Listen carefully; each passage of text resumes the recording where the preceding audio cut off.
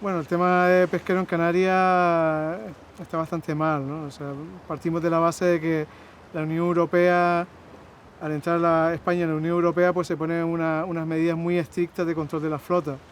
Es decir, que si había X barcos no se puede hacer barcos ilimitadamente, porque hacer más barcos implica que se pesca más, en teoría, y que se podría esquilmar las aguas canarias.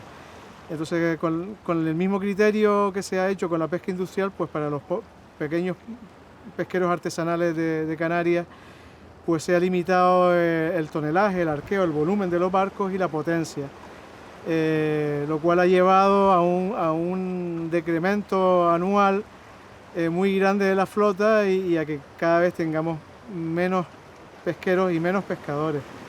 Existe digamos un exceso de celo en todo lo que es el control, tanto de temas pesqueros como temas de las embarcaciones.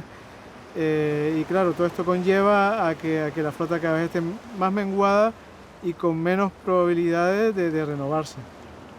Es un asunto al cual no se le ve solución en el futuro cercano, si no cambia un poco, digamos, el rumbo las administraciones públicas.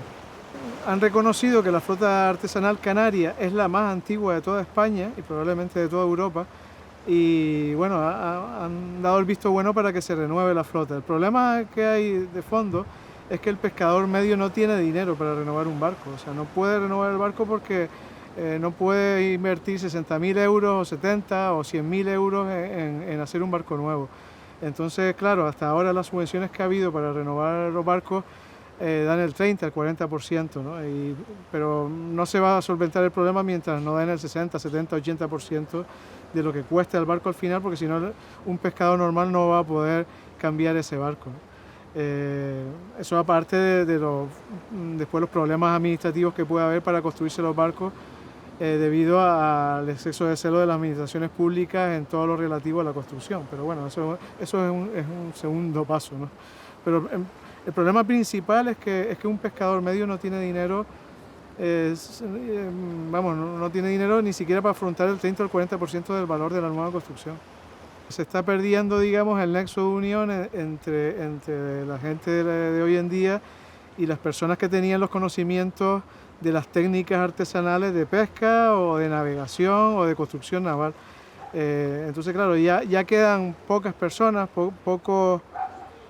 pocos profesionales tanto de la construcción naval como de la pesca, como de cualquier parte, digamos, del tema marítimo, que puedan transmitir esos conocimientos a las personas en la actualidad para que eso se mantenga en el futuro. Entonces, si no actuamos rápido de aquí a 5 años, ya no quedará nada. De hecho, hay barcos que se usaban aquí no hace tanto que ya están extintos, por ejemplo la Buceta, la Gemela en Lanzarote. Esos barcos ya no existen y tendremos que recuperarlos en vista de fotos o por otros medios, pero con los conocimientos transmitidos de boca a boca sucede exactamente lo mismo.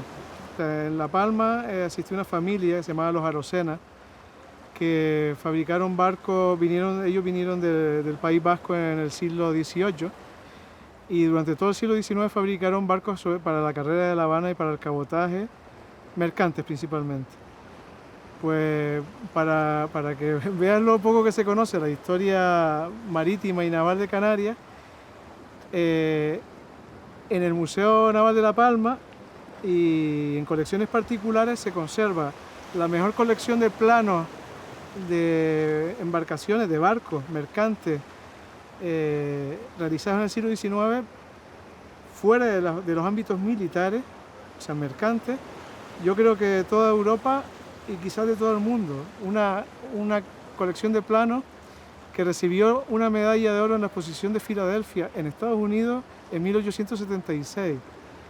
Ese manual existe en Canarias, está en manos privadas y ahora lo va a tener el Museo Naval de La Palma, lo expuso hace poco, pero poca gente lo sabe. O sea, aquí tuvimos la flota de veleros, la última flota de veleros de todo el siglo XX en toda Europa, que era la flota de veleros que iban a la pesca en la costa de África. ¿Y por qué eran tan buenos los barcos nuestros a vela? Pues sencillamente por la posición que tenemos, por el alisio, porque aquí se sabía navegar muy bien a vela. Teníamos un régimen constante, teníamos vientos todo el año. Aquí estuvieron barcos navegando a vela en modo regular hasta mediados del siglo XX, una cosa impensable en todo el resto de Europa. ¿Por qué? Porque teníamos un régimen constante de viento y por la disposición de las islas, que era perpendicular a la dirección del viento. Y por supuesto los Arocena en La Palma, que efectivamente fueron los astilleros más fuertes de Canarias y uno de los más fuertes de toda España, hacían barcos muy buenos para navegar a vela, muy buenos, que se dedicaban a hacer la carrera de La Habana, iban a Cuba y volvían con emigrantes canarios que fueron a La Habana, sobre todo a finales del siglo XIX, mediados y finales, y volvían por el norte y navegaban perfectamente. En cartas antiguas de la costa de África siempre veía que había mucha terminología que digo, esto debe ser canario, ¿no? Por las expresiones. De hecho, recuerdo ahora mismo que en Villa Cisneros, o sea, ahora Dacla, hay un bajo, una zona de poco fondo que se llama el bajo Aprieta Primo, eso solo puede ser canario. Y sigue en las cartas inglesas está el bajo Aprieta Primo, como diciéndole al patrón, dice, vámonos rápido de aquí que nos vamos a encallar, ¿no? Pues es un ejemplo, ¿no? Entonces siempre me gustó y es otro de los legados de los canarios en esa costa de África, de la cual tuvimos que irnos después de que España pues se deshiciera del Sáhara español. Es curioso porque hay embarcaciones que ya son extintas en Canarias, pero que por ejemplo no son extintas, embarcaciones canarias de diseño canario, pero que no son extintas en la costa de África. Un ejemplo claro lo tenemos en la lancha costera, que era un auxiliar que tenían los barcos que iban a pescar en la costa de África, que en Canarias no existe ninguno, pero sin embargo los moros de allí, los moros del Banco de Arguín, lo han asumido como suyo y en la actualidad navegan a vela latina con la lancha canaria, que fue recuperada por franceses, no por canarios, en 1980 y crearon nuevos astilleros para hacer la lancha canaria tal y como lo hacían los canarios desde principios del siglo XX, esa cosa curiosa, ¿no?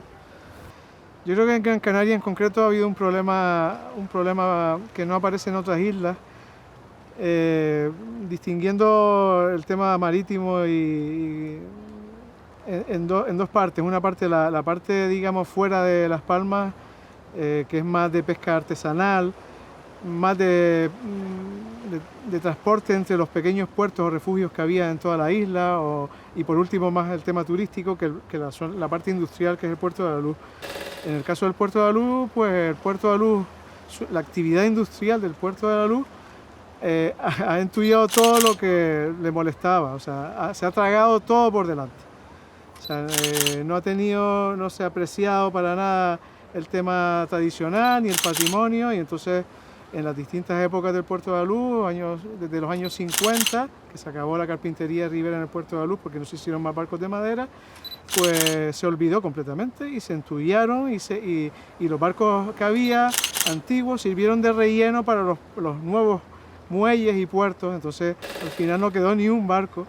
Bueno, queda uno que estuvimos hablando antes, que es el Práctico número 1 de 1911, que todavía está flotando, pero aparte de ese no queda ninguno porque sirvió de relleno para hacer en los nuevos puertos. Y después las empresas, con una visión empresarial, claro, no tenían un sentido patrimonial, pues los archivos que tenían las empresas de todas las historias de esas empresas, tanto de construcción naval, reparaciones navales, temas pesqueros, pues claro, los archivos se van tirando y solo en contados casos pues alguien pasó por la basura y dice, coño, esto parece interesante, y lo recogía, ¿no? En contados casos, es una pena. En el resto de la isla pues ya es un poco un tema de cada puerto, de cada actividad. Puede que quede más, puntualmente quedan pequeñas embarcaciones y queda en la memoria de las personas, ¿no? Eso sí queda de las pocas personas mayores que pueden transmitirla en estos momentos. Hay personas que tienen colecciones de objetos en sus casas, yo me incluyo, que las tenemos en nuestras casas mientras no exista un lugar común donde exponerlas y donde pueda verla toda la ciudadanía. Es decir, que estamos a tiempo. Se ha perdido mucho, pero gracias a fotos, gracias a las hemerotecas, podemos recuperar parte de esa historia y bueno, si los políticos que hay hoy en día tuvieran la sensibilidad y el interés de hacerlo, se podría hacer. Aquí en San Cristóbal sería ideal. hacer un centro de interpretación de la pesca artesanal, por ejemplo, o de la vela latina, y en el puerto, ¿por qué no?, de todas las actividades que no eran industriales y las que fueron industriales del puerto, o sea, por ejemplo, desde el cambullón, del cambullón, por ejemplo, ha desaparecido todo, o sea, no queda ni una embarcación de cambullón de las originales, de las de remo de los años 20, 30, 40, no queda ni una.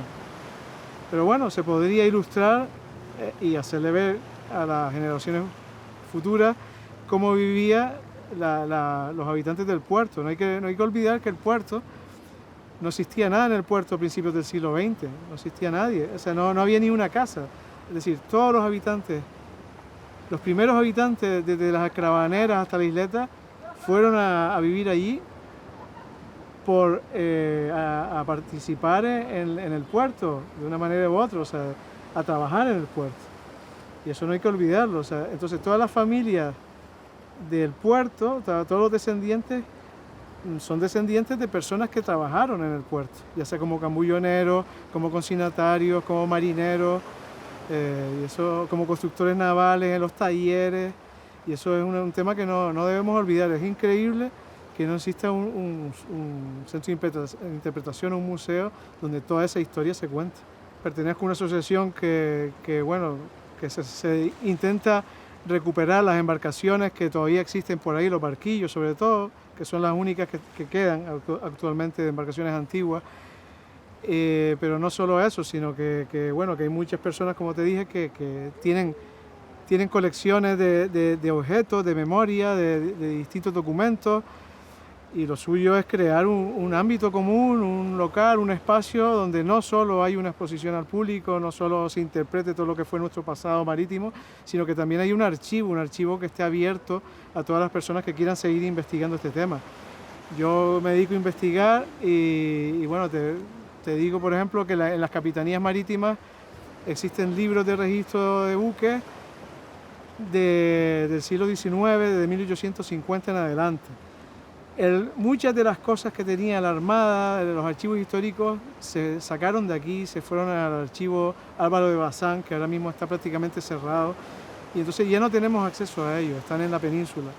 Pero aquí sigue habiendo muchas documentaciones con la cual podemos hilar muy bien nuestro pasado, y podemos hacer aquí un archivo local de Canarias, en cualquier isla, porque nos da lo mismo que sea una isla o que sea en otra, simplemente que esté todo centralizado para que los investigadores futuros, cuando ya no estemos nosotros aquí, que estamos intentando conectar esa memoria de las personas mayores, las pocas que nos quedan, con recuerdos, y para que las generaciones futuras puedan acceder a esos contenidos y ver esos objetos, que sí, que todavía podemos. Yo creo que todavía estamos a tiempo y que hay suficiente contenido perfectamente para hacer un museo, un centro de interpretación o lo que como queramos llamarle, para el beneficio de todos, y con un fuerte interés turístico, porque como dices tú, que en los países del norte se tiene mucha más sensibilidad a estos temas que en Canarias. Estoy seguro que a muchos turistas que vinieran del norte de Europa les encantaría ver cómo navegábamos aquí hasta mediados del siglo XX, o cómo pescábamos artesanalmente hasta hace poco.